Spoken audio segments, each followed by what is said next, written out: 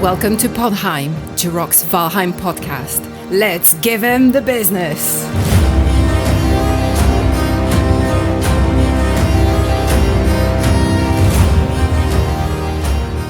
Hey everybody, today is August 22nd, 2023. I'm your host, Jurok the Viking, and joining me today are my fellow Vikings. We have Gwen the Shield Maiden. Hello, hello. We also have Shield Maiden, Morning Darkness. Hi. And joining us after a little bit of an absence, Viking Vaste. Hello. Digital Vaste only, unfortunately. But emerging from the grave is Digital Jules. Ho ho, haha. The grave. From the grave. I don't know. Did you die? That's what somebody wrote on the script. I'm guessing it was him. And returning to the podcast after a very long absence is Jules and Tokis. What's up? Who is now... I like that sword. No. Thank you. It's so big and shiny. Oh. Mm-hmm. Oh, wait, we have double Jules now. What happened? Double Jules. What have you been up to? Double There's Jules. been some Oh my mischief. goodness. Yeah. We have to fix that. You can't have two Jules. That's way too much Jules. Yeah. One is enough. We already have two Germans here. We don't need the third one. Well, so before we get into finding out what everyone's been up to, Morning Darkness, can you give us a little preview of some of the things we're going to cover today? So we are definitely going to be talking about the tornado that has become Baldur's Gate 3. And I'll tell you my theories about that later. The tornado that Jirok thinks will become Starfield. Yeah, I hope so. Mm-hmm. I'm letting my opinions be on the wall on this podcast. We'll see. I'm about letting that. you have your space and your fun. Yeah. And then Valheim news. Guys, we have Valheim news. Yes. The long-awaited Hilder's request. Took them was long released enough. today. Yeah. And I have a funny story about that, but we'll definitely be talking about some of the key features, as well as Iron Gate is going to be doing a special Valheim challenge that will have IRL physical prizes, not some internet imaginary prizes. No. They're getting out the goods. Yeah. Some real tangible stuff. No, it's Real tangible stuff. Yeah. Excited to talk about all that. And I had I didn't know for sure, but I had a very good suspicion based on some things that the Hilder's patch was going to drop today, mainly because of that little patch they slipped in the other day. I was following some chats on Discord and I was like, oh, it's coming. It's coming on Tuesday. Here it comes. Watch. But before we get into all this juicy stuff that we got, I wanted to let you guys know that this episode is brought to you by Zydax Computers. I own one and I absolutely love it. And besides customizing a desktop PC or laptop to your exact needs, they also have a lifetime parts and labor warranty. So visit jiroktheviking.com/Zydax if you'd like to check them out. And back to our regularly scheduled program, as they say in the professional news. which we are, of course. Professional. So I want to find out what everybody's been up to. But before we do, we have to do our traditional Gwen wearing her hat over her headphones these days because she's not wearing the little wired earbud. No, I used them too much today, and I think I thought they wouldn't last the whole podcast episode. So yeah, I switched to wired ones because you can't see it's being. But the wireless ones, they would die too soon. But, yeah. So I'm using wired, and they don't sound as good as the big, ear muff, but they work. Mm-hmm. But Gwen, tell us about this little thing you got here. This very British looking hat now. Yeah. So again, it doesn't fit on my head with the headphones on, but I think some of you and MD, you will probably recognize this hat, right? Mhm. Yeah, I did use this hat before. It's the one with the strap. It's the I Anne was of gonna Green, say. Anne of Green Gables one, I but was just going to but say it's different. Anne of Green It's Gables. different. It's different. Look, it's got lots of flowers on it now. Mhm. So different Oh, hats. I don't know. I don't know if that counts. Well, I can bring out another hat. I've got tons of hats. I've got a ton of hats. But I wanted to showcase this one because it is kind of related to one of the things I will be talking about what I got up to the last couple of weeks. All right. We'll let it go. Although Jirok's hat looks very similar to one that he's worn. well, so it's funny that Gwen Exactly. says that. So she just modified her hat. This hat I'm wearing, I modified also. Although Really? I am ready to pop on, the other hat to show that I have one. But since she's just using modified hat today, I'll just use modified hat and save the one on my desk here for another day. The So fact that you guys don't coordinate this just gets how me weird every that time. that just happened. Oh, and there's Hilder. We're going to be talking about her today. I love it. Notice that there's also Hilder right there in the background. I know it's probably very small if you're watching this on your phone, but this was a thumbnail that I created. So I spawned Hilder. Hilder over here in front of her own camp with her still sitting in the background over there. Funny. Yeah. Funny. I see. But this hat, see, I'll get away from my chair so you can see it a little better. So I actually bought this at an antiques fair. And I don't know if you remember, but it was like perfectly flat, more like an Amish hat or something. And I do remember that. And the bucket was perfectly round, but I used steam and I reshaped it very carefully. And I just love the way it turned out now. Nice. And since I got yeah, go ahead. Did you add also the was the decoration around it? Was that already there, or did you add that as well? It was, but I couldn't show it last time as well as I can show it today because I didn't have a lens that would focus on it. But let's see if I can get it to focus here. Not quite. Come on, lens, focus. It's not going to work. It's focusing on your beard. Your beard this. It's like we know a couple of times. Oh, there we go. There we go. Yeah, there we have it. Oh, it's faces. Is it coins? Yeah. Yeah, they're like Indian head coins. Yeah. Nice. All the way around. All right. But yeah, I tried to show that last time in the lens when I didn't have a lens that would focus automatically, but I switched that up. And yeah, I wanted to wear this one. I wanted to wear something, special because Hilder's out. So, I got to look good for Hilder. Here she is. Hey, Hilder. How you doing? How you doing, little lady? So you brought out. Don't tell your wife about it.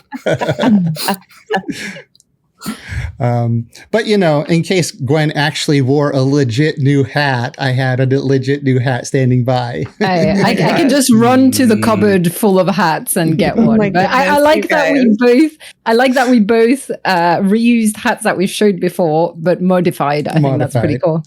Yeah, and we definitely didn't even talk about it. We didn't coordinate, so that was not pure coincidence.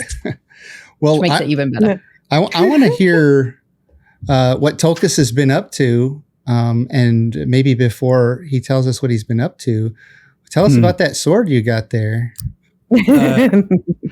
That one I got for my marriage, actually.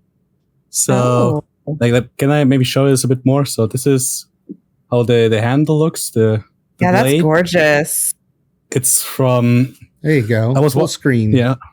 There. Yeah. Yeah. Even better. There we go. Full. There we go. So it's. It's like a 1.5 sword, 1.5 hand sword, I think you can call it. And the reason I got it was some might remember I'm getting married soon, actually, in October. And yes, great time to get married. Absolutely. Congratulations. Hopefully it gets a bit colder by that time. So anyway, we were meeting with the photographer and he was asking us if we kind of had like a topic of some sort for our wedding pictures. Like he was showing examples. A couple was getting married at a castle, so they had the castle theme in the background. The other couple was they loved to take a hike, and so they were taking pictures with them in wedding dress and the boots on them. And so we were kind of, thinking about what could be our topics. So, gaming is a bit hard to kind of show, so we instead went with fantasy. And Nice. I already gifted her for her birthday the what's it called? The Morning Star, the necklace from what's her name? Arwen from Lord of the Rings. Nice. I think that's the name. And we ordered for her some ears as well, some pointy ears. Nice. And I'll be posing with this sword here, and we'll be posing like an adventurous couple, basically. Very nice. That's cool. Yeah, we have a lake there. It's gonna be pretty awesome. Nice. Nice. Yeah, but yeah, to get this thing, it was a bit. How much was it? $300 something from Kalimasil was the website. They make LARP weapons, LARP gear in general. And LARP gear is expensive. Yes. There was stuff up to a full set, 1.5K. And then I had to pay additionally because it came from Canada and then it stopped at the border. I had to pay another custom taxes. Yeah. Oh my gosh, yes.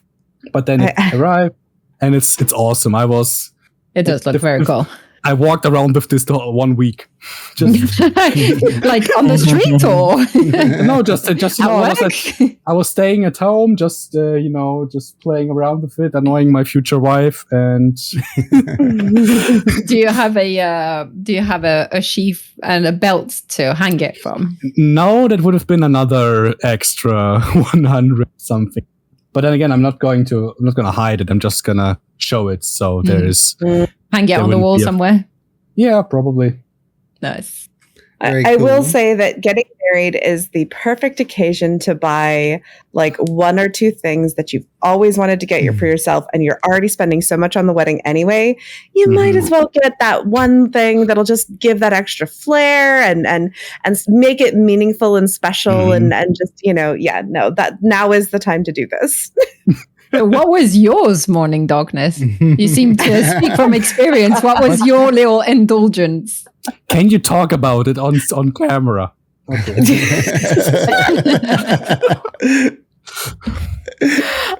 My major indulgence is actually sadly something I can't really wear anymore. So it's a little bit of a melancholic memory.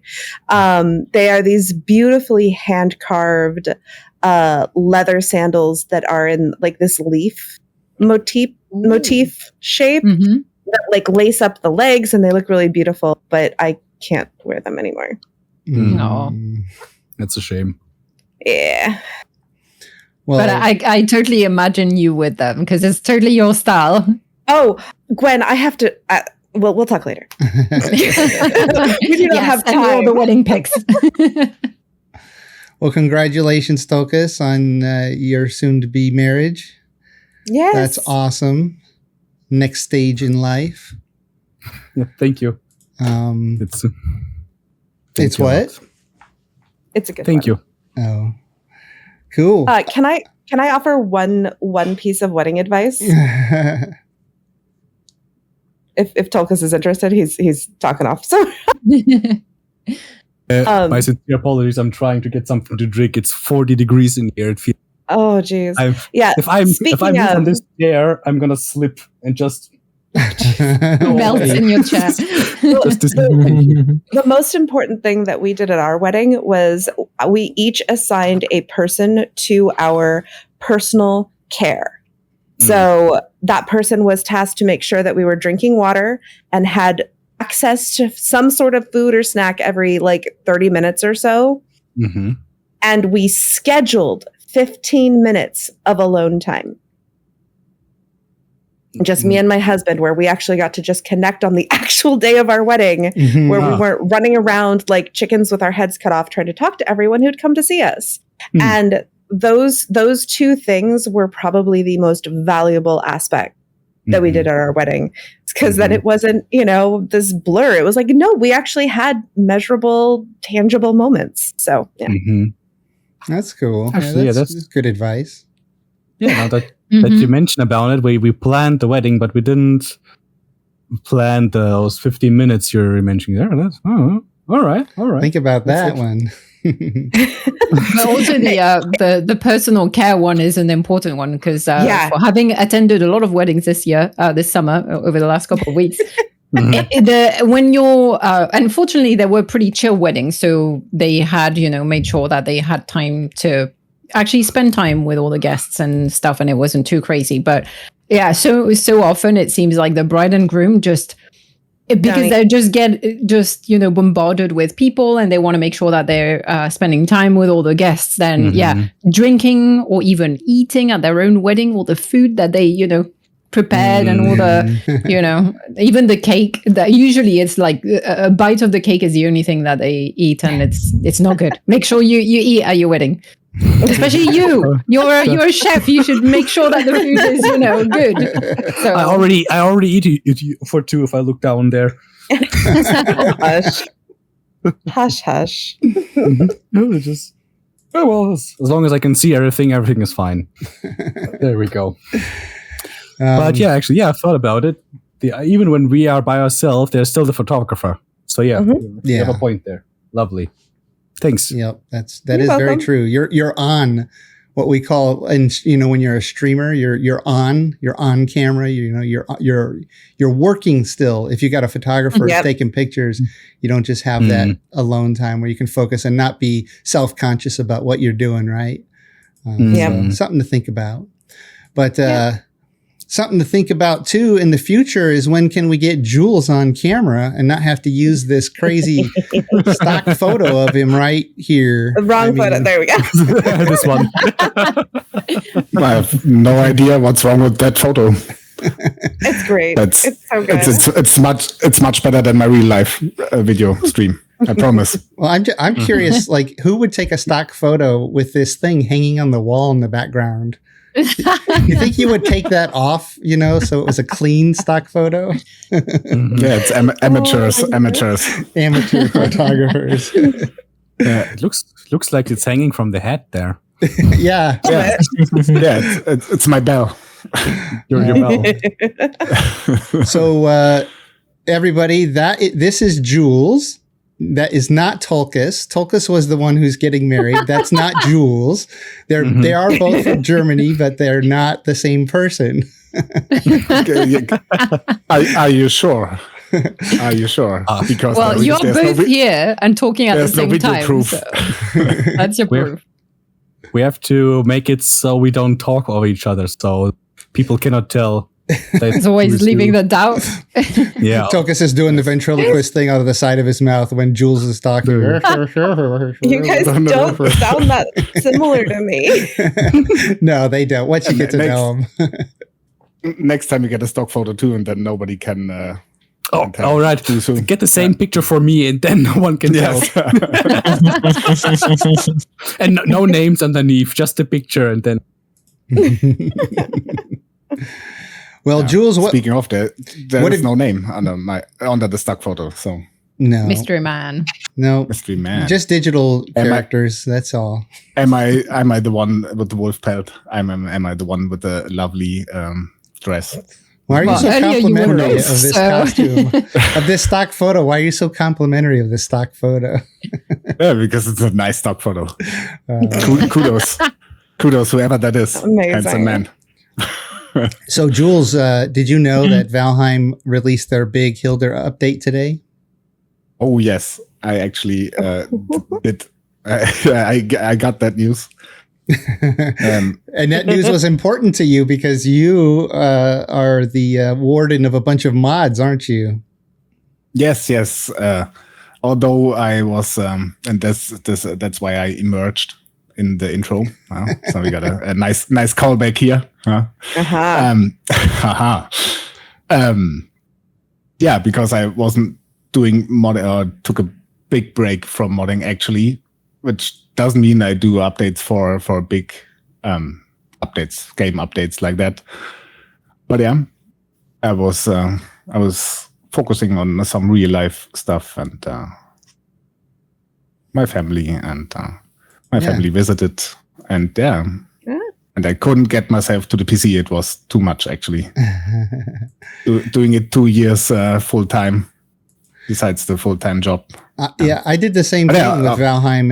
It was overwhelming me and making videos. And I took a few months off not too long ago as well to take care of just things that I had planned that I had put off for 2 years because of Valheim, basically. Did a lot of work to my house inside and out that I had been putting off. And and sounds like you've been catching up on some things too. That's good. Basically, I procrastinated very much. Oh, yeah. Very much. Like, I could go do this thing, or I could play Valheim or make videos for Valheim. Or you'd be like, I could mod. No, I visited some streams from Tokis and Gwen, obviously, but that was it. Well, yeah, and you've been jumping on with Gwen when she does her streams when you're available. So check that out, Gwen the Shield Maiden over on YouTube. Of course, we have Morning Darkness Jules or Tokis on Twitch over there. Doing lots of stuff. You're doing a lot of Palea stuff, aren't you, recently? About 50-50, yeah. Oh, okay. Yeah. We'll get to that. Yeah. Well, so we have this other digital character on the podcast today. I think this one is completely AI generated. Yeah, I don't think he's real. What you been up to, Vaste? I just been browsing the internet and trying to find ways to conquer the world. I knew you were going to say that. Well, I know something else that you're conquering. It's a new game that came out, huh? Yeah, I wasn't going to pick it up, actually. I knew of it existed from the early access Baldur's Gate 3. Yeah. And I knew it from the early access. I really wasn't going to pick it up because I played their previous game, Divinity 2, and I wasn't into that. I didn't much like it. And then they launched the game. The reviews start to come in, and it was like, okay, they fix all the problems that I had with Divinity 2. I need to try it out. Yeah. And I purchased it 4 days ago. I already on the 100 hours. Well, we'll get into more Baldur's Gate stuff here pretty soon. But let's find out what Gwen's been up to besides modifying old hats and almost losing the competition. Hey, you also modified your hat and didn't bring a new one. So what are you talking about? I got another hat right here. You can swap hats. So the reason I modified this hat was in the last 3 weeks since the last Podheim. I've been busy with summer stuff, even though summer hasn't really showed up in the UK. But I went to, actually today was nice, but it's been pretty much just, feels like it's been raining forever for like 2 months. But I went to a music festival. Well, it's kind of music / lots of other things. It's a very, very nice, very chilled festival. Not too big. And yeah, festival attire is a big thing, at least in the UK. I'm sure in other places too. I think in the US as well. And yeah, I needed. Initially I thought it would be a hat for sun cover. It ended up being a hat for rain cover because it rained a lot over the weekend. Oh, But yeah, I took this hat. I did a bunch of like fake flowers to it just to embellish it a bit, and yeah, I kind of have sewn the flowers onto it. So, well, I could take it off, but I kind of like it like that. So yeah, that's my hat. To be honest, I thought it was it didn't have enough flowers because it's very like festivals. You have to go maxi. You have to do the most. You have to go like crazy with the festival attire. Because we bought some flowers for our table decor, but we have like I think we may have maybe 5 tables at our wedding. We have enough flowers, so I might send some over. I enjoyed that. Well, actually, for the little story, the that festival is over 3 days or 3 days and a half, and for each day they have a theme that you can follow or not, but a bit of guidance for attire. And so the first day was rabbits. So everyone was wearing like rabbit ears and very creative. It's kind of an artsy festival. So a lot of people had their own homemade rabbit ears and stuff. I went as a ribbit because, why not? So I dressed up as a frog. What? Because everyone was going to do a rabbit. And, I just thought the joke was so funny because it's such a dad joke. But I went as a ribbit. I had a green dress and like frog eyes on my head. And there were other frogs. I did meet other frogs at the festival, frog friends. I wasn't alone in that. Yes. So I was ribbit instead of rabbit. So there's that. And then the second day was grandma's curtains. So the idea was like dressed really kind of kitsch, lots of flowers and stuff. And that's why I made this grandma hat. And then I can't remember the third day's theme, but yeah. So yeah, this is why the hat, why the flowers. So I've been busy with that. I also went to a reenactment show because it's still show season. So it was in a kind of middle of England, quite further up north compared to where I live. And it was in Norton Priory, which is this building you can see. So the base of the building is actually I think it's a 12th or 13th century priory. And you can see all the remains of the rest of the walls and stuff. And then they kind of built on top of it and made the whole inside be a museum. So you can visit the inside and they have like lots of signs and pictures of the excavations and stuff. It was quite cool because they were actually still doing excavations on site, like off to the side. So yeah, still digging up stuff and discovering things. But yeah, that was the site. It was the weather was okay. Just at like the festival, it was sunny a bit, rainy a bit. So not all pictures look great, but yeah, it was quite cool. I think one of the pictures you can see the kind of camp that we set up inside the grounds. Yeah, so you can see a bunch of tents. That was just like a tiny portion of it. There was a lot of us. The funny thing is that's someone brushing their teeth. That was before the show opened. So we were, doing our modern hygiene things. But yeah, so you can see some of the tents and people kind of getting prepared and stuff. And it was quite a big show. There were, I think, 140 of us reenactors from our society. And it felt like each of the 2 days of the show, it felt like there was more reenactors than audience members. So it was kind of like a big camping weekend for us. It was pretty chill. It was pretty nice. So it's funny when the audience consists of the players for the event. Like I went to a comedy show once and was at this pretty nice restaurant, but for some reason it didn't get publicized. And we were like one of 7 people in the room, and it could have in a room that could hold like 100 or more. But there were 7 of us, but I thought that there were about 20 of us. It turns out the other 20 were all the other comedians and their family they brought. There were really only 7 of us who were there. So that's funny. Yeah, that's always fun. So yeah, sometimes that's how it is. It really depends on the clients that book us and how they promote the event and that kind of thing. But yeah, it was quite nice because we had the whole site for ourselves. And it was there's a woof woof.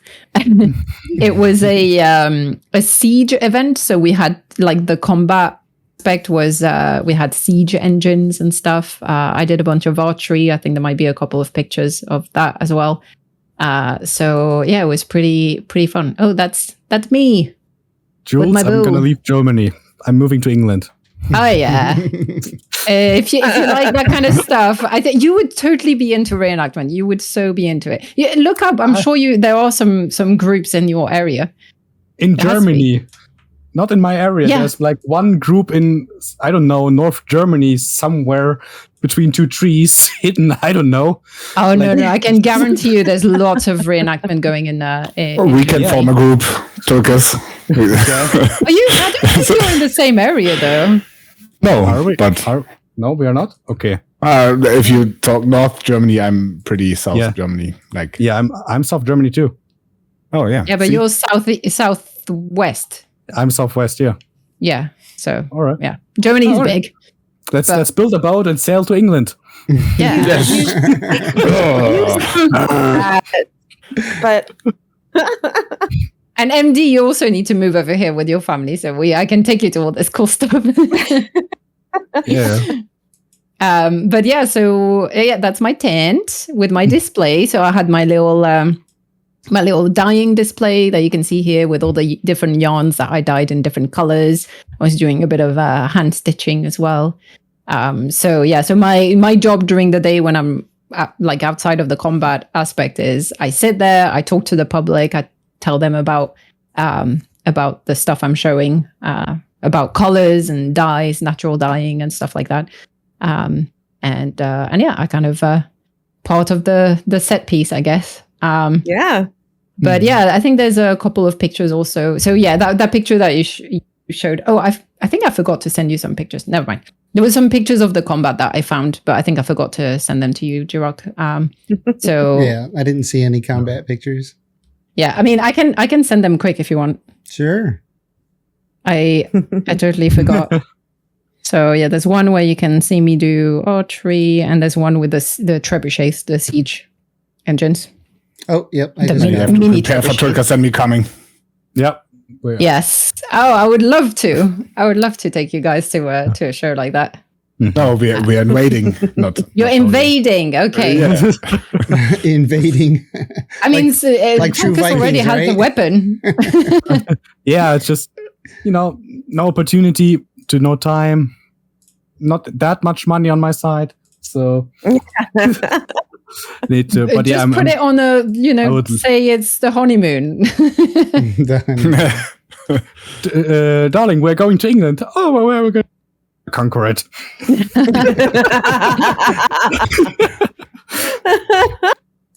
Nice. There we go. Archery. Oh, yeah. Yeah, so sorry for the picture quality, but yeah, so that was what we were doing on the field, the combat field. We were on the attacker's side, and I didn't think we can see it in any of the pictures, but on the other side, there's like a fake fort built with palisades, like with wooden pallets, and we had to attack it. So those are the siege engines, and we were slinging, well, not rocks, but turnips. Swedes and turnips, because they kind of look like rocks from a distance, and they don't hurt as much. So that's what we use, and they're degradable. Yeah, There you go. So siege engines and archery, and then there was a group with a battering ram as well. So we did the whole kind of siege thing, and it was great fun in front of an audience smaller than the number of people on the field, which was quite hilarious. But yeah, and on the archery picture, I think you can kind of see me. I am the one with the pink hose and the gray, the beige tunic. No, so I'm the. Yeah, you're right there. Yeah, you were that. back. So the red and yellow shield. There. You're on her leg. Oh, go back. Yeah, that's her butt. I'm there. the one to the right of That's it. her of the butt. shield. Right. That's my butt. Yeah, that's my glorious medieval butt. And I'm the one with the brown hood. the one who's like the most camouflaged into the group. Yes. Right. Yeah, because everyone else is wearing gambesons and stuff, and my impression because I'm a very much a peasant archer with little training. I'm basically just a local peasant who has a bow because got to hunt for my family kind of thing, and of course, yes, exactly. So on. My off-field impression is female, and I'm Gwen. Actually, I'm Guinevere as my authentic name on show as well, which is, I picked it because it's kind of easy because I answer already to Gwen because of streaming. So I was like, oh yeah, well, and it's kind of close enough from my real name that it doesn't get too confusing. And then when I change into a man to go to battle, I'm John, son of John, just John. So yeah, so that's John, my male alter ego. And yeah, my goal is to look like as peasanty as possible and look like basically your local farmer hunter. To me, it looks like everybody, most of the people here are aiming pretty high so that their arrows can get all the way to the enemy, but you're aiming really low at like maybe a gopher that's over here. Yeah, because I didn't get the memo because I wasn't there in the morning when they were doing all the range finding. I think that was the first day, and I wasn't there for range finding, and I completely didn't get that we were trying to aim behind the palisades. Anyway, we were way too far on that first day, and anyway, logistics stuff. But I was doing completely the wrong thing because I just didn't get the memo that we were supposed to aim high. But I just thought you were hunting for lunch or something on the ground. Yeah, maybe. Yeah, I was after the rabbits. Getting the turnips back. Yes, exactly. So just act like that's not my arrow. Also feeding the enemy, I don't know. Yeah. If that's a good idea. Yeah. Let's throw food at them. Ha! How very French of you. Food. It could be rotten turnips, hey?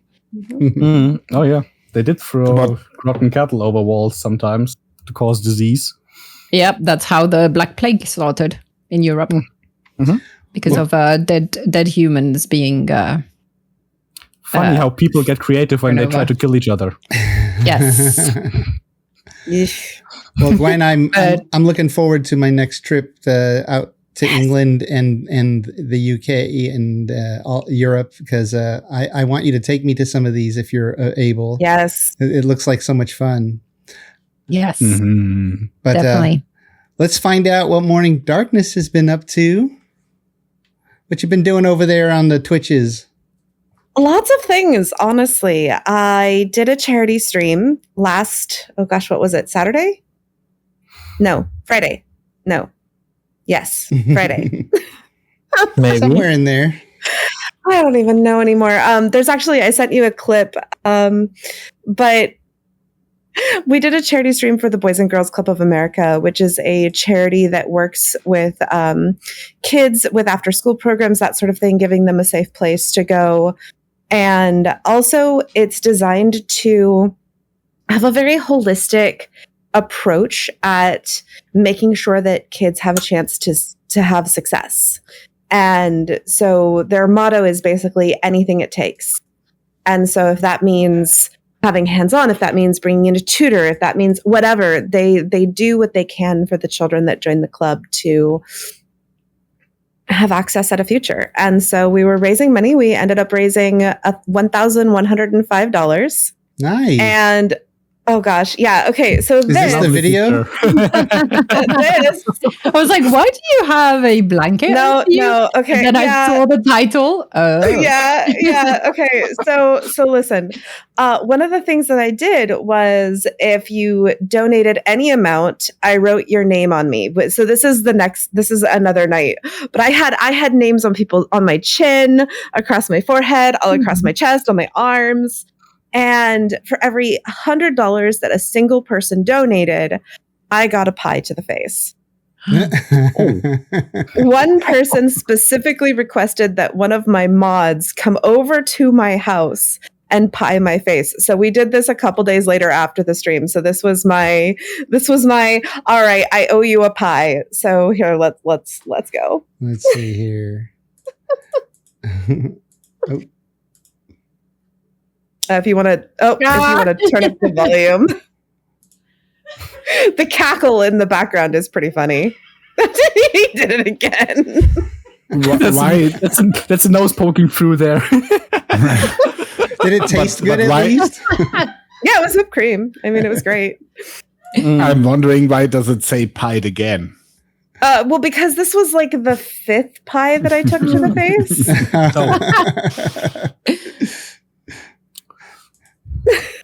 Well, it looks like you were. Oh, we're missing the sound though. We need to replay it. You need to unmute the video. Well, the podcasters listeners we won't be able to hear it anyway. Oh, we won't. Yeah. Can they? Because you have it muted on your screen. Anyway, don't worry about it. It's I played it during one of the playthroughs. It's pretty funny. Okay. Yeah. But I see you got your hair pinned back because you're expecting several pies throughout the day, so make it a little easier to clean off. Yep, right. I'll just let that loop until we get to the next subject if you want. All right. Let me move on. All natural ingredient face mask there. It was actually great at removing the makeup. Anyway, I also went to the Gravestein Apple Fair. Jirok, I don't know if you've ever been, but it's up in Sebastopol. And my friend got the VIP tickets. So we had... I was the driver, so I didn't really drink, but there was unlimited cider tasting, unlimited fresh oysters that they caught that morning, put on ice, and cracked open right in front of us. I might have eaten a dozen by myself. There was livestock, there was apples everywhere. We got all kinds of goodies. It was a very fun experience. And then just so that was the day after the charity stream. So the charity stream was on Saturday. Then, and this was, I guess, 2 weeks ago now. Geez. And then the Apple Fair was on Sunday. And then on Tuesday, I went to the Monterey Bay Aquarium with the same friend who came over to my house and pied me in the face, as well as my child. And I sent you some of those pictures as well, Jirok. Okay, let me see if I can pull those out. These are posted up on my Instagram. And the Monterey Bay Aquarium, it's always just absolutely a beautiful experience. But I haven't been in a few decades. And I have to say that my favorite was the deep sea exhibit, where we had so this is the jellyfish area.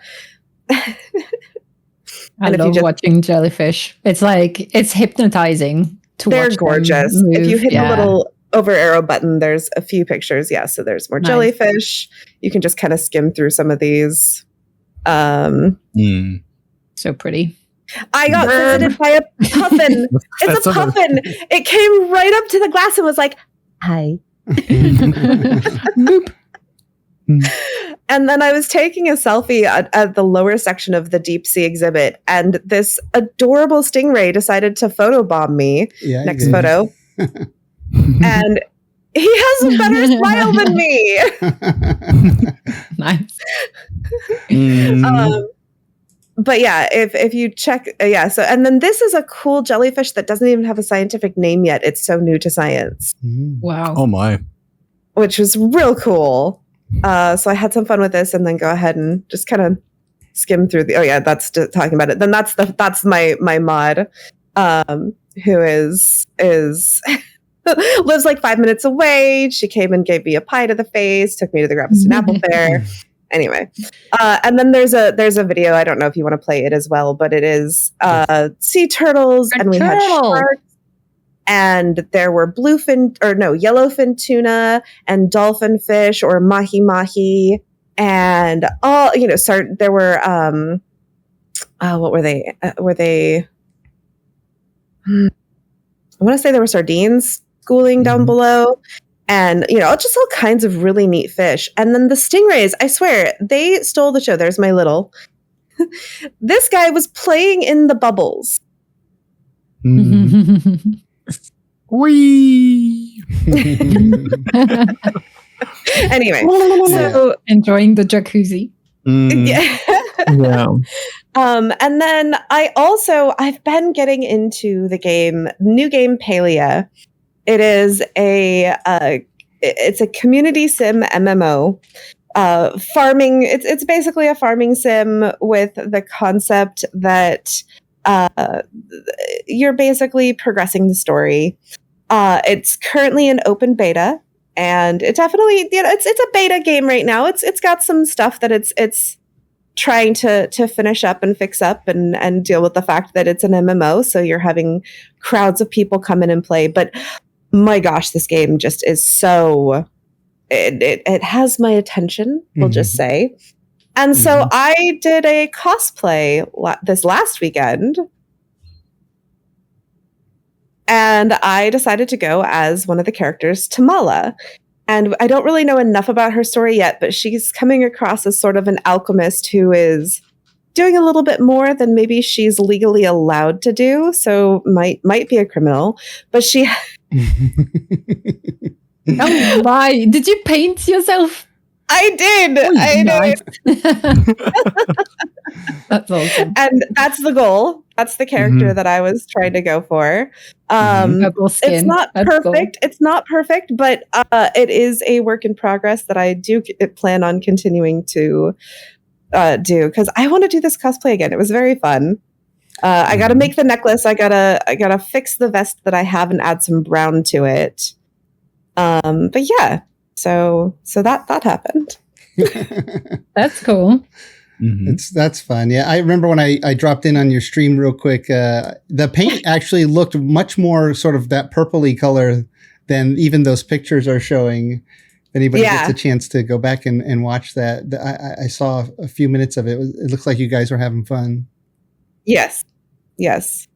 But she is one of the romanceable characters in the game, and so some of the people in stream were like, "Huh." Yeah. I because it's free, which kudos to them, since it's just an early beta. They've just let people play it for free instead of charging them some kind of early access fee. You can just download it and jump in and try it for free. Here's the thing: it's intended to be free. It's actually going to be a free-to-play game. The only way to spend money, and they intend to, they hope to keep it this way, is through cosmetics. There's no pay to win. There's no pay for advancement. That is only if you want extra clothing options, you can buy them. If you want a pet, you can buy it.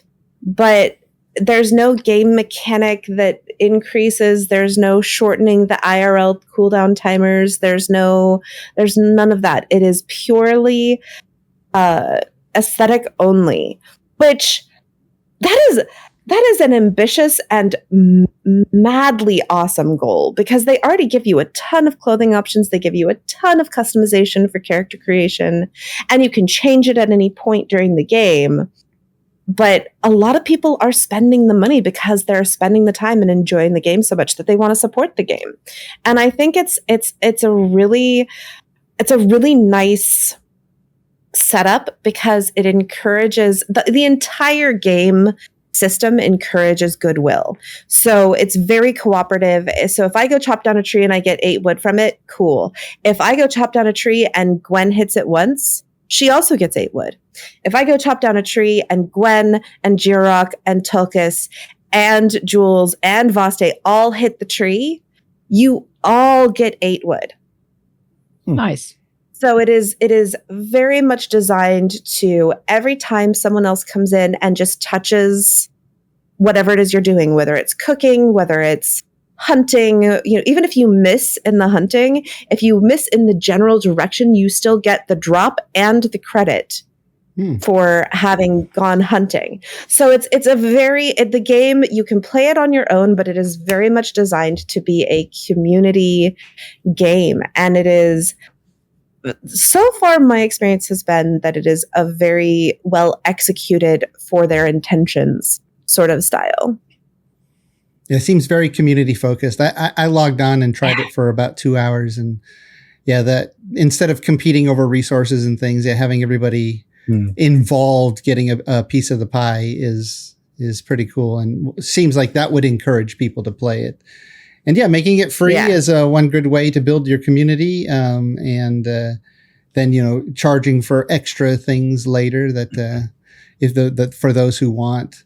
to support. I mean, that's when I played a couple of the free to play games over the years. I always, if I enjoyed the game and I found myself, logging some hours into it, regardless of even if I really wanted anything, I just would go in there and find something to buy because I wanted to support the developers, especially for these smaller games. Definitely want to do that. So I'd even support Iron Gate for Valheim if they, had something else they could charge for, $20 for whatever it is, 2,000 or 3,000 hours of playing Valheim just doesn't seem like they got enough money for that. They do have their store. Yes, they have their merch store. You know what I found the other day? I saw someone advertising a game, and the way they developed the game was for free. But the way the developers did it, they included a DLC. The DLC is like €5. And what they wrote is, well, this is no DLC. This is just, if you want to donate some money, this is the way. So you just buy the DLC and donate $5. So you don't actually get anything, but you don't get anything. It's a donation DLC. Yeah, exactly. It's just their way of using the Steam tools, basically. But it's good to know that there are still developers that are trying to make a game that's fun for the players. Yeah. Cool. Well, so real quickly before we get to Valheim stuff and other gaming stuff, summertime, I got out to a couple of concerts recently, and I saw two country artists at two different times, but at the same location. Just they happen to be performing at the same location. It's called the Shoreline Amphitheater. It's one of the most awesome outdoor venues around. And if you ever get a chance to visit San Francisco or the area, I highly recommend you try to see a concert at this Shoreline Amphitheater. It's in Mountain View, California, just a little south of San Francisco. But this is what it looks like during the day when it's all lit up.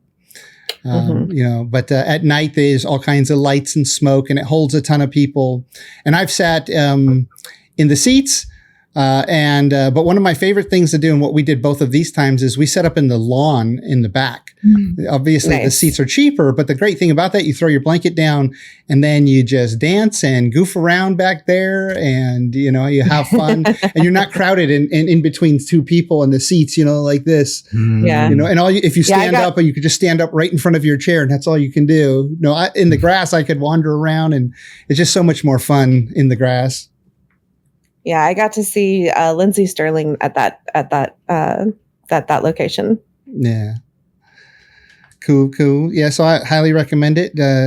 There's always all kinds of concerts and things going on in the Bay Area. So if you come out here, don't just go to the tourist sites. Look at the events that are going on too, because there's some amazing performers, comedians, musicians, and whatnot that come through. As a matter of fact, where we live, Morning, we have a huge concert venue out near us too that is kind of similar to this one, called the Concord Pavilion. So yeah, if you come out to visit us here in the Bay Area, we could take you out to an event near us if there's one going on. So let's talk about Valheim. Obviously, the new update came out today for Hilder's request, yes. That means that my season 5 server is going to launch soon. I got to do some tweaks to it to get it ready now that the new pad, that's what I was waiting for, right? So that we can have all the Hilder's stuff involved, included in the season 5 content. So keep an eye out for that. And there's going to be some updates to my other Valheim servers. And don't forget, I have Minecraft and a 7 Days to Die server if you feel like jumping over to any of those. But if you want to play in my season 5 server, I will make it available for download once it's ready, or you can join me and these friendly folks here and the others that in my community, on my Discord channel. Just go to discord.gg/JurokTheViking or my website, JurokTheViking.com, and you can join us for season 5 or any of the other fun things we got going on. And, or if you'd like to get if you don't want to play in our multiplayer server and you want to get your own multiplayer server, then you can just go to G Portal get your gaming server there, and you can save 10% if you use my link, jiroktheviking.com/gportal.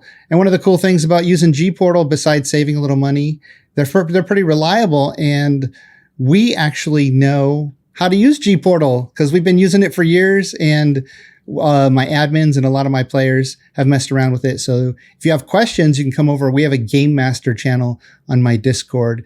You might see Jules down over there in there every once in a while too, answering questions about mods. We have a lot of modders and admins and things that hang out there.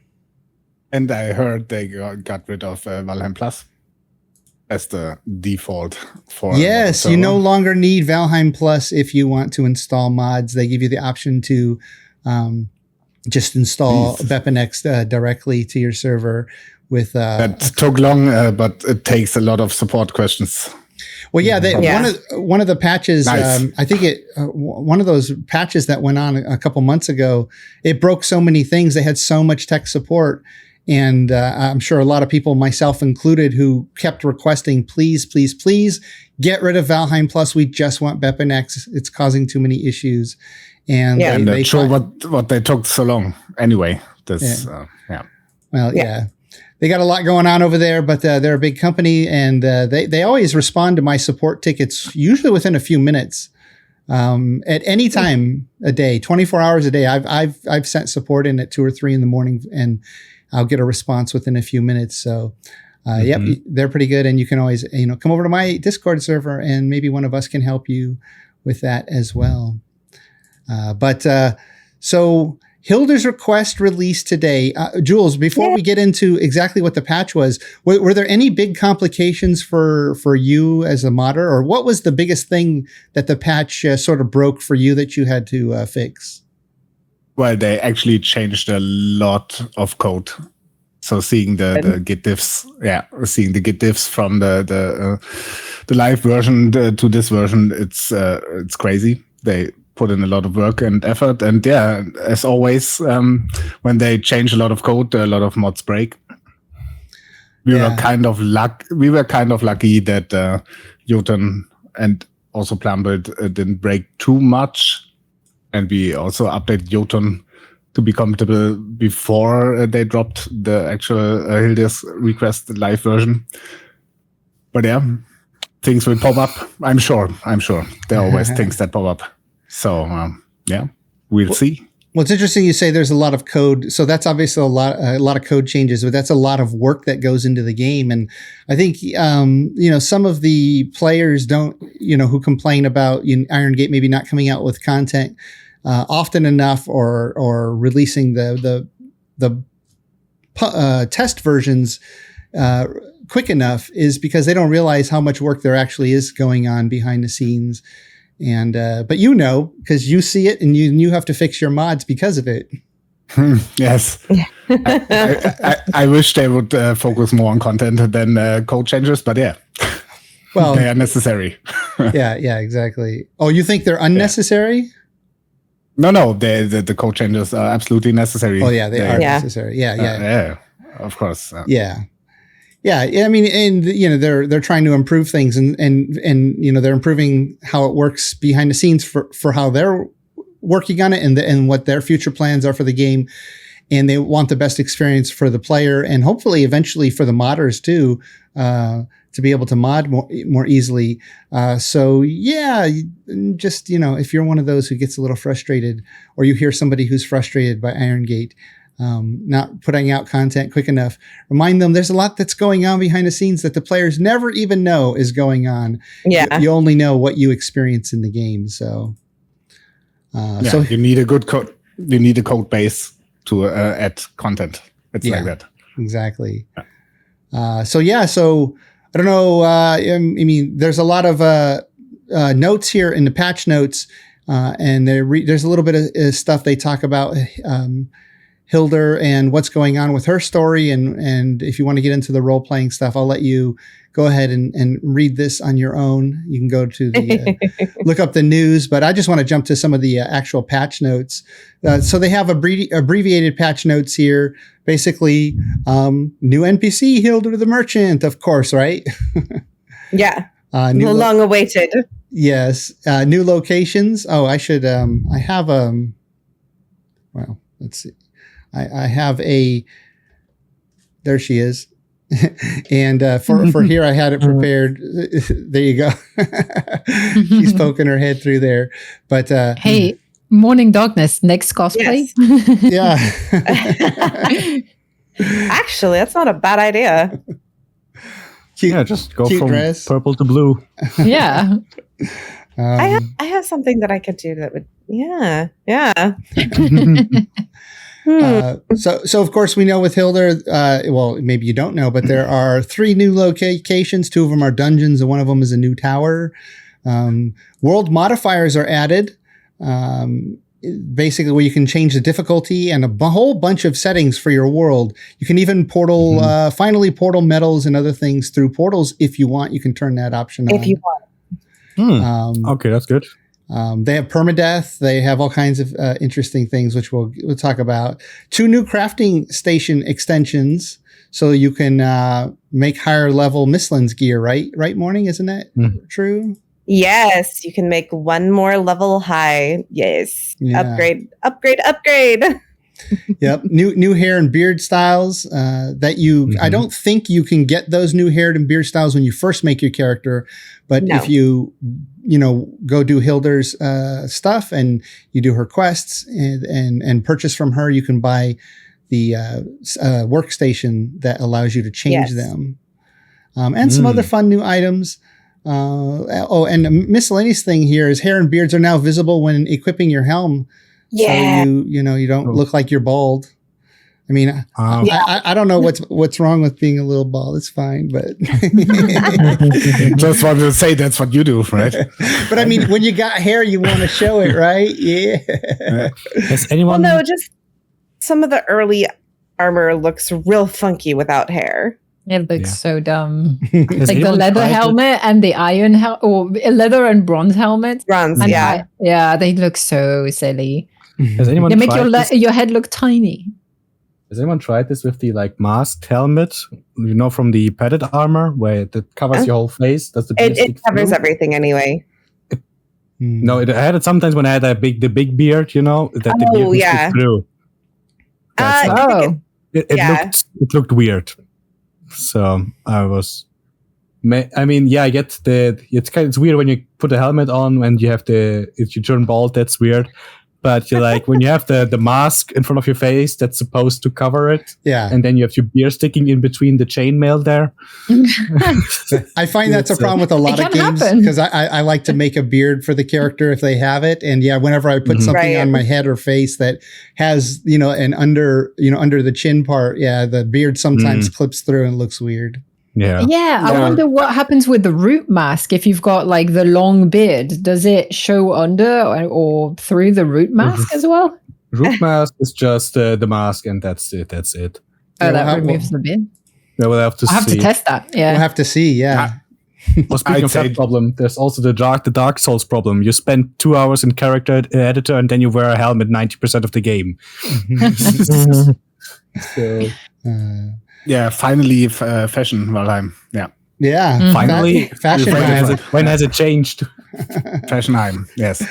But I'd say Jirok has to try it in real life, putting on a mask and see if the beard. Put a face mask. When I put a face mask on, the beard is just all over the place. But I did buy a face mask that looks like a bandit mask.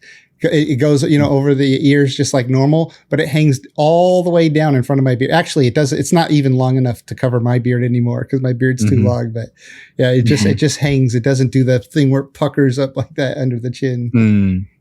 I saw also during the pandemic, throwback to 2020, when we all had to wear medical masks and face masks, I saw some people with beards with masks that were catered for beards and covered also the beard. Yeah, I have one of those. It goes all the way down in front of the beard. That's so funny. That's so good. saw someone in one of my Warhammer games where the dwarves they're wearing armor and the helmet included the beard as well. Like there was this metal plate going a bit down to protect the beard from damage. That was pretty Gotta nice protect that beard, especially in combat. If somebody grabs it, then they yank you around. There have been wars fought in the Warhammer universe over some elves cutting off dwarven beards. So there also were some visual improvements. Quick stack button was added. We'll talk more about that here. And the manual snapping for building. But then they have the detailed notes, and I highlighted some things in here that I wanted to go over. So New Hilder, Hilder's Camp, which is a pretty cool site, a really great location. And then the new locations, one of them is called the Smoldering Tomb. Looks like a classic dungeon. But then inside you find one of the new mini bosses. There's 3 new mini bosses. I won't spoil any what they are, but there's one. And we have to a certain extent. Well, yeah, we might have in another one, but and then in the Howling Cavern, which I think you find that one in the mountains, there's a new boss in there. And then the Sealed Tower is in the plains. And I believe there's 3 of each of these locations in the world normally. And the Sealed Tower, I mean, it has a mini boss, but is it technically 2 mini bosses? Hey, shut up. Don't spoil. No spoilers. But so that's pretty awesome. I was talking to Gwen, I think last time, and you were saying that maybe you wanted to do a Hilder's Request like playthrough stream.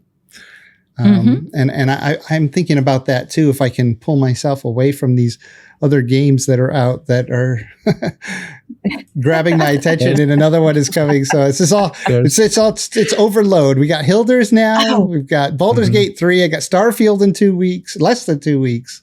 9 days. Too much stuff for me. I have to quit my job if I want to try and play everything. Yeah. I might have applied for the Lord of the Rings Return to Moria beta testing, but I don't know what will happen, and I won't be able to talk about it if I get into it. I know, it's complete NDA. I signed up for it too, but yeah, we can't. NDA. You can't even talk about your experience there. So yeah, even if I get accepted, I'm not even sure. I mean, if I'll play, I mean, I might just log in and run around quickly, but to spend any time and not be able to talk about it yet, I think I'll probably mostly wait for when they'll let us content creators show off the game and do a little promotion for them, because Or you can prepare all the videos, record it all, edit it all. That's actually ready true. To press. I'm going to talk about that when we get to Baldur's Gate 3, because I have a little bit of a pet peeve to talk about with Baldur's Gate 3 and content creation. So the 3 new mini bosses, 3.5 new mini bosses. The World Modifiers button added to the game screen with many customizations and difficulties. So yeah, all kinds of things you can update. Does anybody know something about this game modifiers that they plan to use in their next playthrough? Have you thought about that yet, MD? Oh, is that the different game modes? Yeah. Yes. The hard mode and all of that? No map. I want to see how long Gwen lasts in a playthrough on permadeath mode. One death, that's it. Stream over. There's no point even trying. Well, you have to play totally differently, but yeah, go ahead. So there are a couple of options that I would like to do. I definitely plan on using the free build mode option. But yeah, there are a few. I think that as much as I love the going around the world and exploring and transporting certain items that can't be teleported, I might, out of laziness at some point, turn that one on so that I can teleport metals. Yeah, absolutely. What's a real good addition is the player-based raids, actually. because as you know, Gwen and I are a bit behind on the seasonal servers, and it's always a pain in the butt when you start fresh or just play once a month and everybody has raided the server and every boss is gone and you get the nice night raids, right? Yeah. With the fuelings and the ticks and everything and the player-based raids. Yes. So now you can turn them off? Yeah, you can do none. I'm not sure if it's also the night spawns, but it's the raids that are player based on the players in the area. Yes. And not the bosses killed. Yeah. Yes. Yeah. If you have a group of players who didn't kill whatever motor. So on a server, I haven't tested this yet, but I remember talking to the developers about this. During raids or at night, they're supposed to scale to your level. So if you're running around with a character who has, say, killed motor, you might see fuelings at night. But if you're running around with somebody who hasn't killed motor, you shouldn't see fuelings at night, and you shouldn't be getting the crazy raids. But well, you know what? We're going to let Gwen and Jules test that out so we can see if they get chased around by the Gimblies. We already did. First episode, I think, of playing season 4 or second. I mean, it was really, really early on for us. We were not even on like leather gear. We got ticks everywhere. So this is different. It just was added in this update supposedly. Okay. Oh, right. I see. Yeah. I see. And then I think with the world modifiers now, you can. I think you can turn some of that stuff off or lessen it. I have to go back through it, but I mean, I think I have a video on it. It's just been a while. It's been a while since Hilder's initially came out on the test and went live, so I don't remember all the details. But but I can see that the player-based thing being really an advantage for people because there's a lot of Valheim players that are really into the building. And even though they might enjoy the game and like events and stuff to happen while they're around, if they're really focusing on building really pretty buildings and not have to worry about raids, I think that would be a big plus for them. Or like Joel said, on multiplayer servers where people are at different, advancing at different speeds. But we still have to play just the two of us because all the other players who play with us already killed everything. So so that means we can't have other players who have killed everything playing with us. Yes. That's interesting to know though, if it like downscales, like if I were to play with you, let's say I killed Motor, you haven't, if it would like take you into consideration or me. Well, so if you're at your base, or it's like a mix. If you're at your base, you won't get raids that are higher than what you've accomplished. Yeah, but what if you're playing with different people at different as long as they're not loaded in your area. If they're loaded in your area, then you know the game doesn't know who owns the area. So so Tokis, you're not allowed in my house, in my shack. Sorry, I would invite you in, but hey.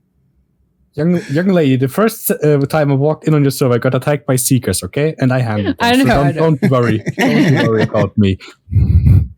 Those are good options too if they actually work that way, because maybe our servers will be a little easier for newer players or people who can't play as often as some of the people who log in a lot of hours.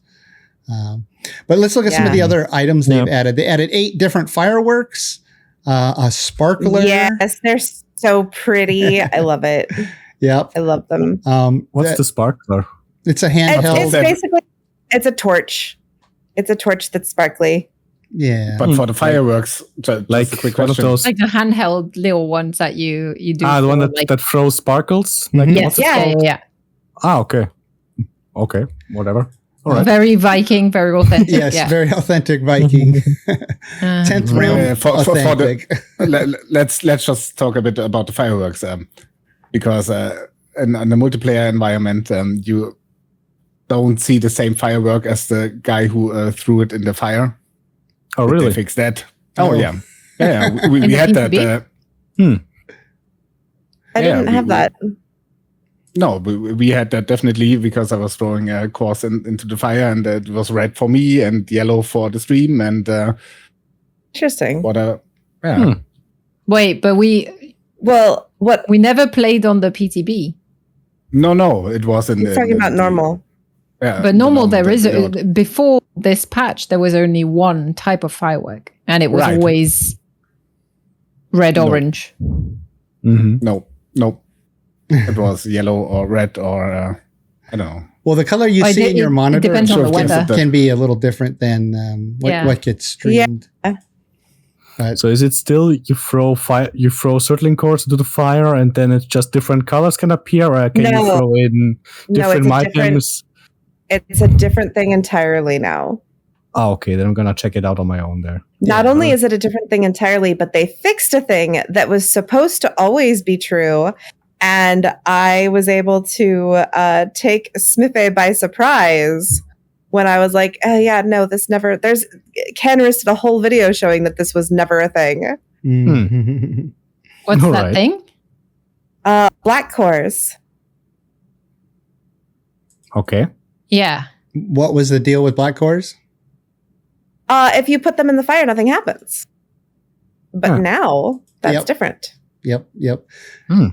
So it's funny. They thought when the black cores first came out that there was a firework there. Is that what you're saying? Yep. Yeah. Yep. Yeah. It got overlooked or something when it finally came out. But something. Yeah. So Hilder's new clothing. There are 10 hats and or scarves available. 14 dresses and tunics. Of course, we talked about the Black Forge upgrade. So you can upgrade to level 3 now. Mage table extension, so you can upgrade to level 3. The barber, and it's so pretty. It's so much fun to decorate with. Yeah.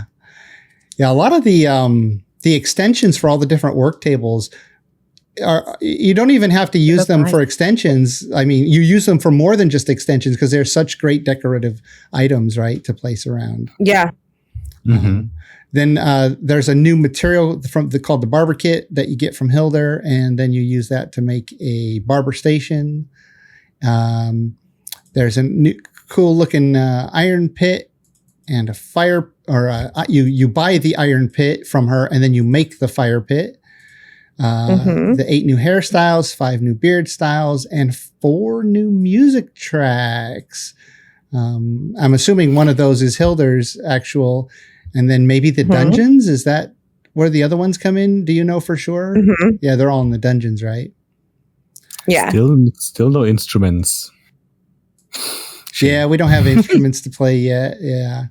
We have the dance moves, but no one playing music. Just everybody. No, well. As we mentioned, your hair and beards are now visible when equipping helmets. So, I think somebody will have to log in and let us know what them long beards look like now through the helmets. A couple of things there's a bunch in here, but some of the ones that stood out to me is chat doesn't open ping anymore. Yay. What a good feature. Yeah. Yes. That was annoying. Open on ping. Yeah. So when people would ping, that chat window constantly coming up. Especially if I was on my server trying to make videos, it was just annoying. Like, okay, I got to wait for the players to stop talking. Yep. Or go do this demonstration. Or when you're cooking. It's the worst when you're trying to cook. Because it covers the interface, right? Yeah. Yeah. And that's what they mentioned here. Resolve chat blocking input for other UI, and such as the map or whatever. This is an interesting thing, and I mentioned this in a previous video. Optimized low vegetation quality settings.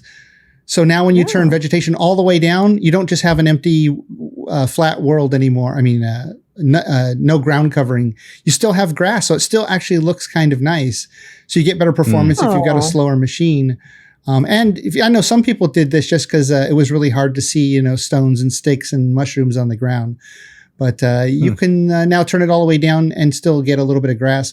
Sometimes I'd watch streamers or see screenshots posted, and I think, ooh, Valheim looks really ugly in your picture.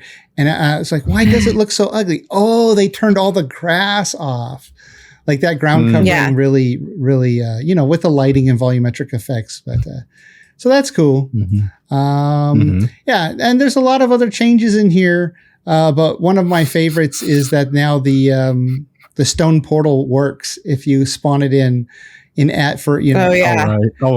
creative mode or in admin, for a special event or something for your players on the server. So lots of cool things here. Do you guys have any favorites from this or something you're looking forward to? I'm curious about the whole beard thing with the helmets that I want to check out. What was that? What else was there? I wanted to try the clothes. Do they give any status effects, like the set bonus? What if that's gonna? Well, I won't spoil it for you here. We've mentioned it in another podcast, but there's something that the clothes might give you, and I guess we'll leave that to you to find out when you get in. Well, actually, I saw your video over there the other day. There were, I think, clothes. They give a bonus to stamina regeneration or something. I was wondering if it does. That'll be an interesting change. I'm really looking forward to that. I was wondering if there's any other effects or what else. What else there is, basically. The clothes. Time for fashion. Well, you get like plus 20 to coolness factor, I think. For having better clothes and not just doing everything in armor. Tolkast use intimidation. Super effective. Yeah, the only thing I thought that was missing from the clothing was any kind of pants. There's no pants. So if you run around, the tunic, the dress, that goes, all the way down. But the tunic isn't actually quite even long enough. Like if Gwen saw the tunic, I think she would say, that tunic's not long enough. So it's down there. But the leg pieces of armor that we currently have in the game actually look not too bad. The troll one, all the pre leather and before, they look like leggings basically. The Fenris one also looks all right. Even the padded greaves look okay. Like you can see that there's armor on the shins, but the rest of it just looks like leggings. So and the mage one also looks pretty cool. So I think that's probably why they didn't bother making a bottom piece, because they already, the armor pieces we have already look okay. I don't buy it. I want pants. No, sorry. I'm with Jirok here. Sorry, I don't buy it. This is. What I would have loved to have is leg wraps. Yes, that's what I mean. That would have been that come with leg wraps. Nice. Yeah. Right now, I put the tunic on, and I look like I'm running around in a miniskirt. Yeah. Well, to be fair, so the leggings kind of look not really quite authentic, but the wolf armor. The bottom piece of the wolf armor, the MC Hammer pants, this is actually based on a real Viking type of pants that they had. And so, that looks pretty authentic. Yeah, they're all probably running around without pants in the office, and they just forgot to add them for the players. Yeah, no pants crew. Yeah, free willing. Well, I wanted to hear from Vaste. Vaste, was there anything in this patch that you were excited about? I want to see the bosses, actually. It's a thing that I want to see from this patch. Yeah. Because I know they have something interesting around, but I don't know nothing else. Yeah. All right, then. Oh, yeah, definitely going to look for those new bosses and the points of interest that there are now on the map. That's going to be awesome. Yeah. Going around in different forums and Discord and seeing a lot of comments on my videos and other people's videos, there's this huge group of people that don't seem to be very excited about Hilder's request because they're just like, awesome new clothes, and maybe they give a little stamina, but no big deal, not really worth returning for. And that's like a tiny fraction of this update. With all the world modifiers, that's almost bigger than Hilder herself or anything that her clothes. Yeah. But the marketing did not a good job there. Well, yeah, they focused on her, but there's so much more. Like being able to control the world and how difficult things are, and offering different options. It's amazing for as an individual player for another playthrough, for server admins to change up and make the experience a little bit new for the players without having to use mods, right? Like we can do a few things to tweak the experience. Like my season 5, I'm going to tweak a few things, but then also like the biggest overlooked thing is it's not just Hilder and some clothes that you get, but you get to explore 3 new locations. And there's new bosses in each of those. Like, that's amazing. Like, I will say that of the 3 new locations, the only major difference that isn't already really findable in game outside of the boss is going to be the 3rd location. Yeah. Yeah, the tower is the really new location, something we haven't seen anything like it before. The other 2, we've seen things like that before, but that last one is something spectacular. I can't wait to use that in my custom seasonal servers. Yeah, they definitely need to make one of those awesome trailer movies again where they like kind of, tease the boss locations. They need to make that fun. They might waiting that for Ashlands. Yeah, for the next biome. I mean, like we figured out already there. Yeah, just clothes. Oh, all right. Yeah, cool, fine, or whatever. But there's new content, new points to explore, no bosses. They could have been done so much more. I think it didn't help also that the PTB was announced. It came out. The public test branch was out 2-3 months ago. And it's been so long in between and that their vacation most of us kind of forgot. Yeah, there was just such a long time in between the public test branch and now when they finally launched it. That I think even the excitement when they announced it and when it came out on public test branch and lots of content creators tested it and it had a bit of coverage, and then all of that died down to the summer holidays. So I mean, kind of odd timing from a marketing perspective. But. Yeah. Technically, we already had with Hearth and Stone, we already technically had a patch that would give us, more comfort, more decoration, more like decor items, and now it's feels like this kind of the same again. By the way, now you get a little bit on top. Yeah. Anyway, let's I think we can conclude they kind of could have done better marketing strategies with teasing the new bosses. Like you pointed it out, it's just hitting there between the patch notes. Yeah. Having said that, I think one of the things that they are actually doing to kind of emphasize the new game modes is this new challenge that they just announced, the Trial of Tyr. Oh yeah, right. Yeah, let's talk about that real quick. So let's see. The Trial of Tyr, a Valheim hard mode competition they announced today also. And basically, it talks in here about what you have to do. They say, we are announcing a hard mode solo deathless contest, challenging Vikings around the world to enter Valheim and defeat all bosses on hard mode solo by yourself without dying. And as fast as possible, the winner of this contest will dine in the Hall of Valhalla with a custom-made engraved Viking tankard that will bear the winner's name and completion time. So when I saw this, I actually started thinking, ooh, I might want to try this because, the speedrunners don't necessarily have an advantage over anybody else because you can't die. You have to do, so they also mention in here, the rules are you have to do one continuous uninterrupted stream or video recording and upload that video recording for them to review. And so you can't die. So the speedrunners, while they maybe have some, and you could just watch some of their speed runs to get some ideas, but you have to be careful. You don't want to die. That death buff is a real help. No, I think the people that are going to do the best are the people that I've seen do the 100-day Valheim challenges. And I've seen someone do a deathless 100-day challenge in under 50 Valheim days. I think that's going to be, but he hasn't done it in hard mode. So And I'm a little terrified to try this because I can't imagine getting several hours in. Can you imagine you're several hours in and you coming up to, I don't know, Yagloth or the Queen, and then you die and you're like, oh, I've been sitting here for 12 hours.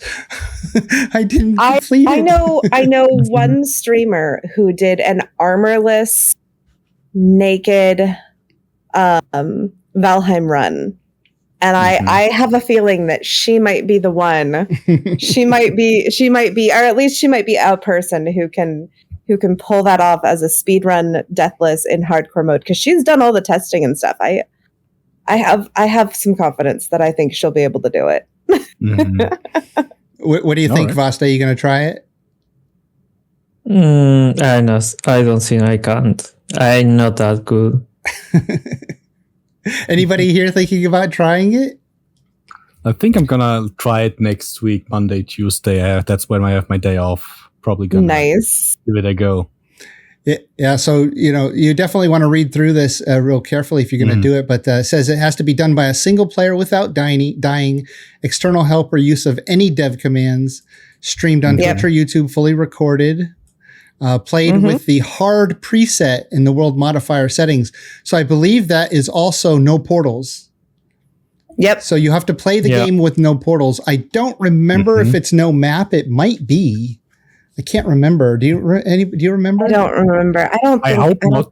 But can you imagine playing this with no map? If it's no map, no portals, no deaths. I can't even sit there long enough to record, the game if it's no map. So I hope it's not no map, but I hope so too. That's and you have to play on this same world seed. This is so that nobody has an advantage over anybody else because things are in different locations. And I can almost guarantee you that they spawned a few seeds to make sure that nothing was too easily accessible from the main starting island. So, yeah. Yep. There. Oh, and by August, the competition will run between the 22nd. So that's today when we're recording this, and September 5th. So not that long, just about 2 weeks. And I mean, what boggles my mind is you have to do it in one sitting. Yeah. Which means that either you play the long game and you play really carefully and it's going to take you like 8-9 hours, which is a long time to be playing the same thing and recording. Or if you speed run through it, you're going to have to do so many trials because, no deaths at all. I think if I do try this, I'm going to I would stream it on my YouTube channel, but I think I would also invite 2 or 3 really tech like in-game savvy people to just be in voice chat with me. They didn't say they couldn't be in voice chat with me so that they can make recommendations, as we're going. Well, people watching your stream can also give you some tips. I get that all the time. Like, what should I do next? What should I do next to move this along quicker? I'm spending too much time, sorting through my chests and inventory. Not just throw everything on the ground and run away. Who cares, right? Something to think about. It'll be fun too to see the people who do try this and watch their streams on Twitch or YouTube. I'm kind of excited to see what people do with very this. much. So that's Valheim, huge patch, lots of fun stuff, and a new competition to go along with it. So check that out. And before we wrap up here, I wanted to touch on 2 new games right now. One is out, one is coming out in a few days here, actually. So first off, Baldur's Gate 3, it's party time. All right. I have been very impressed with this game. It's, I haven't even played it yet. Yeah. So I wanted to ask, I know Tokis and Vaste have both played it. I think they're the only other ones.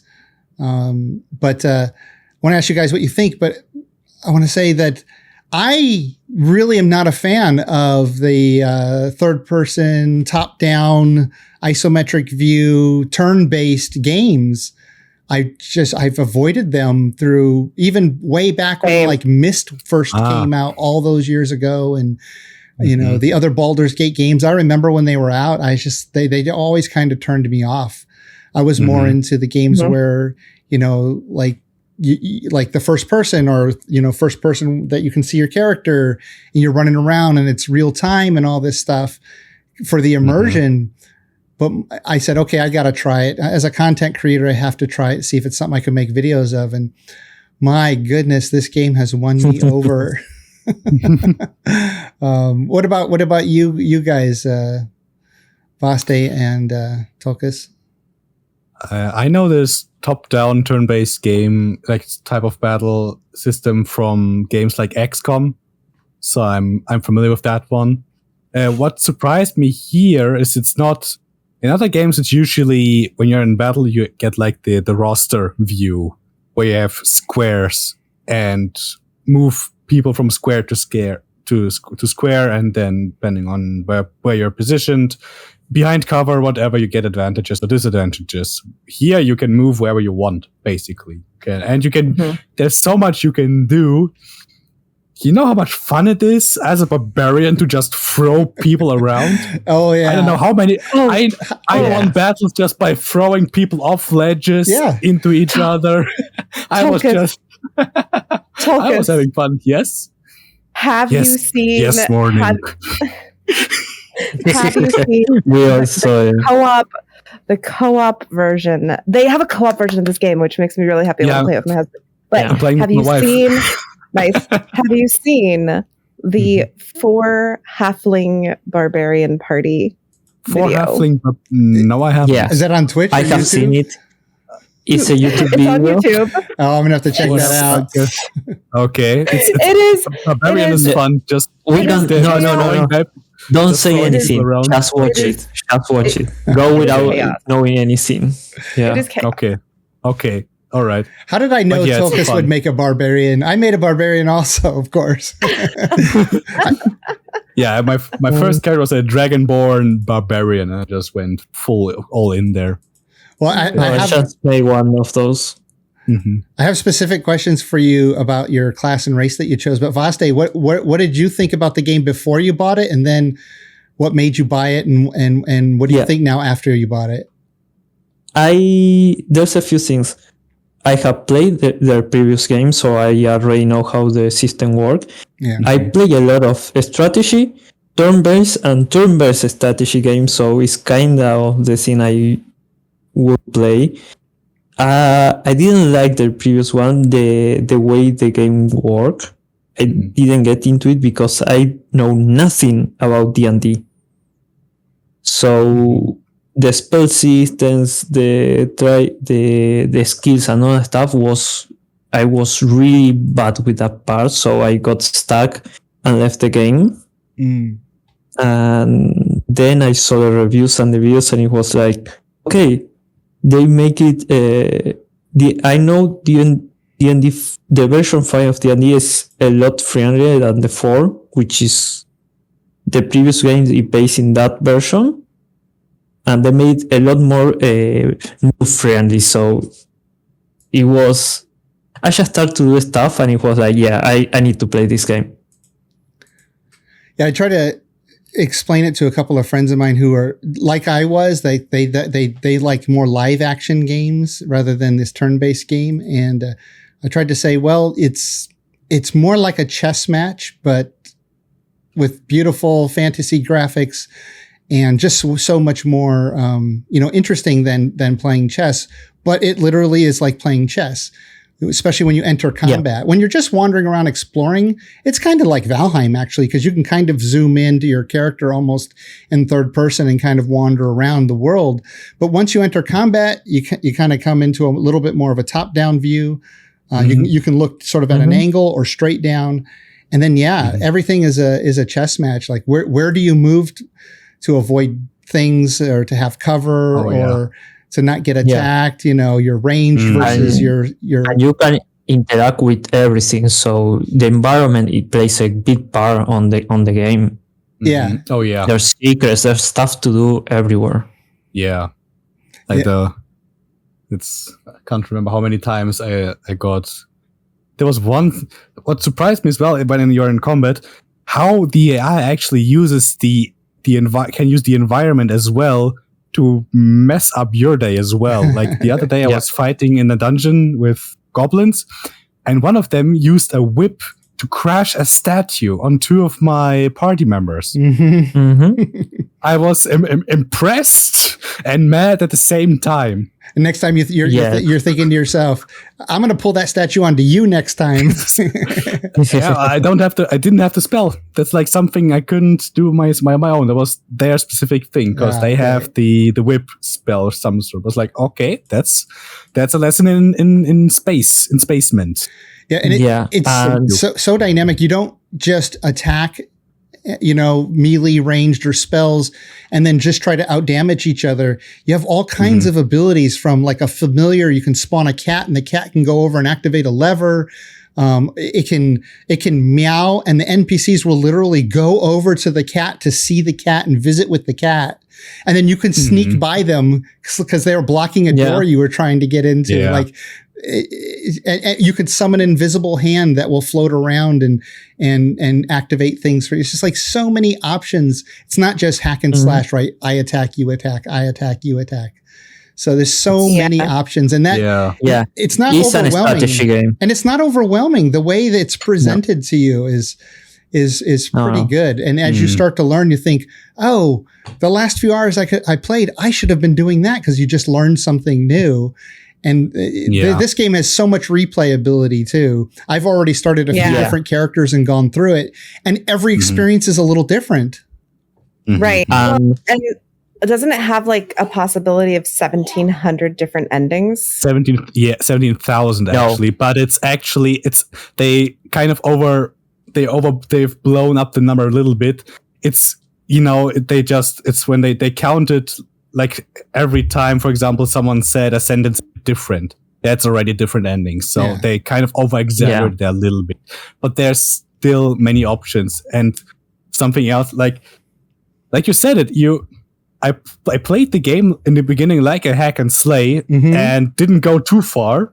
Yeah. You have to get out of that mentality that you're just going to run in and kill stuff. Yeah, you actually have to learn the freedom. Basically, there's so much things you can do. You can sneak attack. You can use magic to go around, read minds to hear what's going on in people's minds. There's just you have to get and used to that.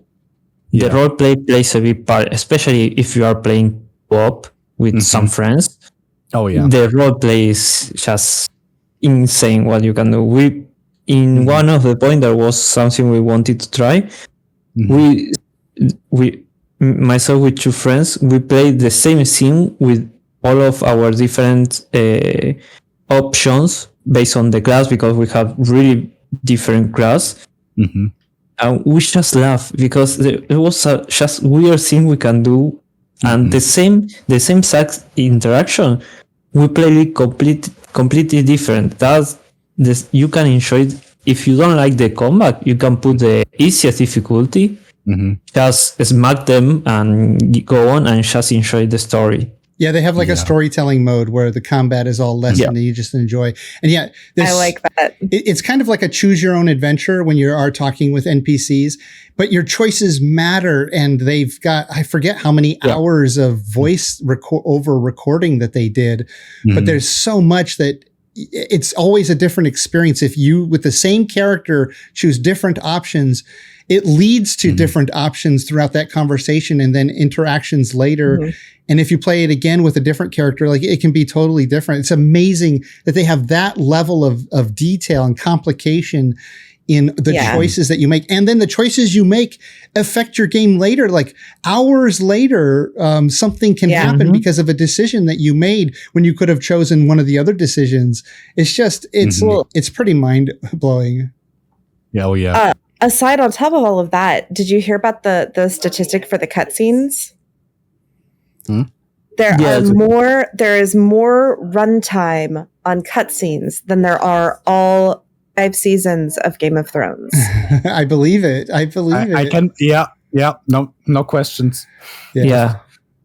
But well, that number is a bit confusing because it counts every interaction with every NPC. So some of the cutscene is the character watches you, and that's it.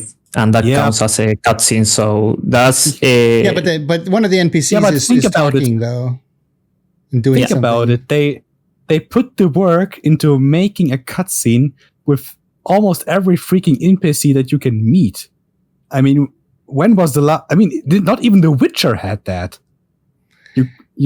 I mean, yeah.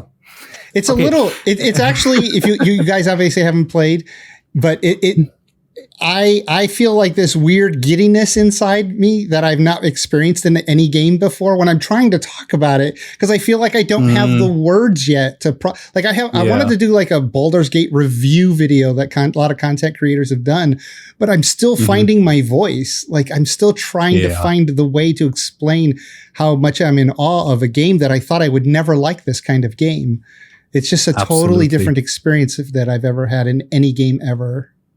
So yeah, and funny that you mentioned Vaste playing with others in co-op.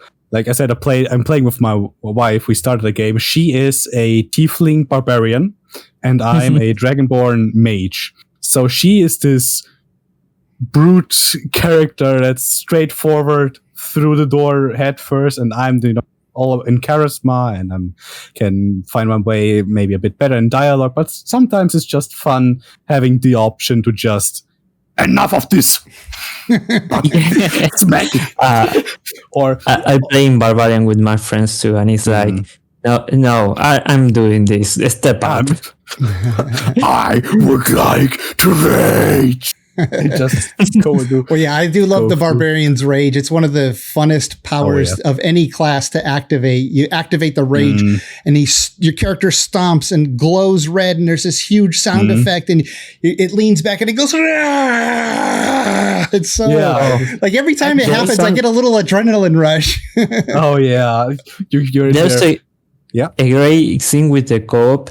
If some of the others is talking to the NPC, you don't need to get into the cutscene. And a few times I cut the cutscene off because my barbarian was just bored and hit them.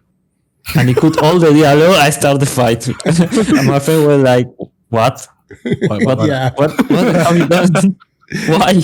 Yeah, well, you can interact with, that's the thing too, is you get up to 4, your main character, and you can have 3 NPCs in your group. But when you interact with the other NPCs in the game, you can choose any one of your 4 characters as that cutscene. So it's why it's so many different layers, because your character has a certain response to everything. But then you go into the role-playing mode of one of your other characters, and now they're talking to the NPC, and you have to decide which option to choose for them. It's just get it, everybody. Just get it. It's amazing. Just start playing. The NPC companions have great story, that like insane and deep story. It's incredible what they done for just secondary characters that are there to help you go through the game. Yeah. Well, so we're running a little late here, so I wanted to close this up. But Baldur's Gate, I'm definitely going to be playing and making content for a long time, I hope. But I've got this other game coming out, and I spent $300 on it. Oh no! What kind of game is that?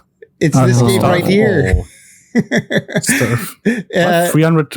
How much? 300? So if you don't pre-order, you can start playing on 9/6. But if you pre-ordered like I did, you get to play on September 1st.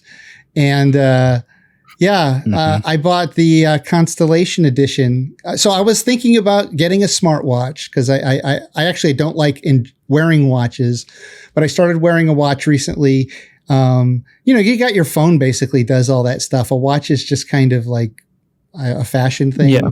Quick check the time. Or if you have a smartwatch and you use it for, your steps for the day, make sure we're gamers, we're sitting in our chairs all the time, or you work on the computer, you don't move enough.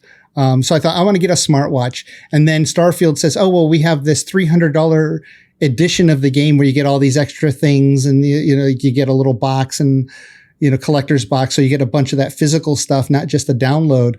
Oh, and we're including a smartwatch in it. That's why it's $300. And I said, well, I was going to get one anyways. Might as well spend it on Starfield to get all the extras. Yeah, I don't know if I would have like I'm very careful lately when it comes to pre-ordering stuff, especially games. That I have no idea if the watch is going to be any good, or what the game. Yeah, just the game in general. I mean, there's been so many things gone wrong.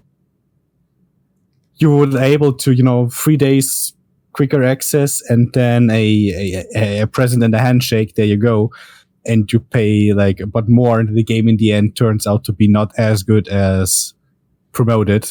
Right, so, right. I'm just really careful with that one. I have this game on my wish list as well. Me personally, I'm just waiting for some first, and then I'm going to see what happens. I have a big problem with this game because it's like the No Man's Sky thing all over again. Because if they did the usual Bethesda thing, it would be a great game. There's no question on that. But they promised the same things No Man's Sky promised, and it was hell when it launched. Actually, so I'm careful with this one. No Man's Sky has really stepped up and changed. Yeah, they've it changed. made up. A year later, it completely changed, but on launch, it was rough. Shit. Yeah. But I didn't want you to say that. You're welcome.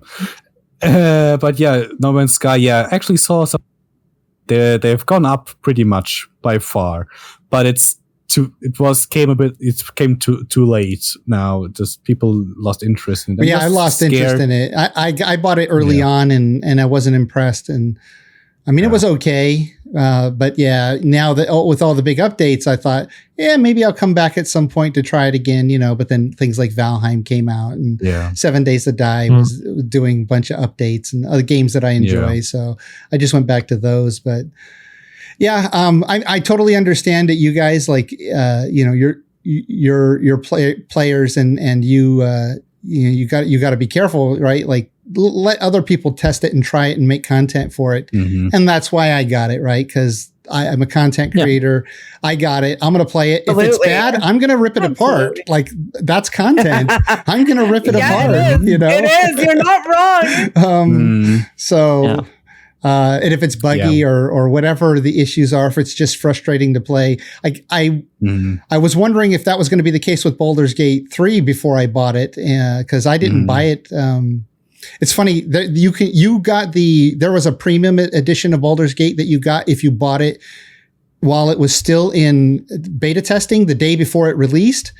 I bought it the day it released, but if I had just bought it the day before, I would have saved $20 because they would have given me the premium stuff for free. So I bought it just the very next day.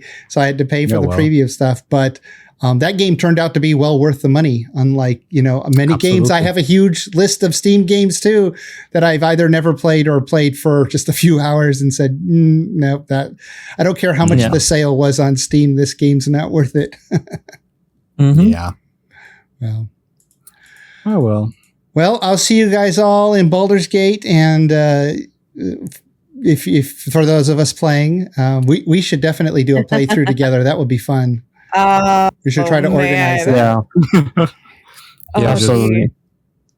If we do it during the day, I can borrow my husband's version on Steam. Oh, there you go. I'm nervous that it won't play on my laptop. That's actually why I haven't played it yet. Yeah, it is a little resource intense on the higher settings. So I don't know. Yeah.